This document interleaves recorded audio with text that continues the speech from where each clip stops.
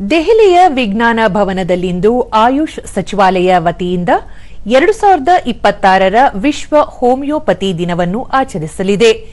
ಇದರ ಅಂಗವಾಗಿ 2 ದಿನಗಳ ಸಂವಾದಾತ್ಮಕ ವೇದಿಕೆಯನ್ನು ಸಹ ಆಯೋಜಿಸಲಾಗುತ್ತಿದೆ.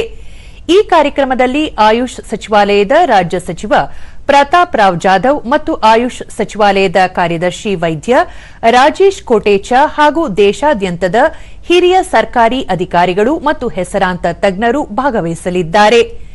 ಸುಸ್ಥಿರ ಆರೋಗ್ಯಕ್ಕಾಗಿ ಹೋಮಿಯೋಪತಿ ಎಂಬ ವಿಷಯವನ್ನು ಕೇಂದ್ರೀಕರಿಸಿ ಈ ವರ್ಷದ ಆಚರಣೆಯು ಹೋಮಿಯೋಪತಿಯು ಆರೋಗ್ಯ ರಕ್ಷಣೆಗೆ ಸಮಗ್ರ, ಕಡಿಮೆ ವೆಚ್ಚದ, ಪರಿಣಾಮಕಾರಿ ಮತ್ತು ಪರಿಸರ ಜವಾಬ್ದಾರಿಯುತ ವಿಧಾನವನ್ನು ಹೇಗೆ ನೀಡುತ್ತದೆ ಎಂಬುದನ್ನು ಪ್ರಮುಖವಾಗಿ ಬಿಂಬಿಸಲಾಗುವುದು.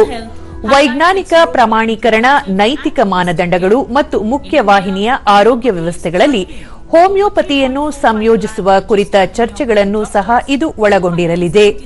ವಿಶ್ವ ಹೋಮಿಯೋಪತಿ ದಿನ 2026 ಸಾಂಪ್ರದಾಯಿಕ ಔಷಧ ವ್ಯವಸ್ಥೆಗಳನ್ನು ಉತ್ತೇಜಿಸುವಲ್ಲಿ ಭಾರತದ ನಾಯಕತ್ವವನ್ನು ಮತ್ತಷ್ಟು ಬಲಪಡಿಸುತ್ತದೆ ಮತ್ತು ಸ್ಥಿತಿಸ್ಥಾಪಕ, ಅಂತರ್ಗತ ಮತ್ತು ಸುಸ್ಥಿರ ಆರೋಗ್ಯ ಪೂರಕ ವ್ಯವಸ್ಥೆಯನ್ನು ಸೃಷ್ಟಿಸುವ ಗುರಿಯನ್ನು ಹೊಂದಿರುವ ಪ್ರಯತ್ನಗಳಿಗೆ ಹೊಸ ವೇಗವನ್ನು ನೀಡುತ್ತದೆಂದು ನಿರೀಕ್ಷಿಸಲಾಗಿದೆ.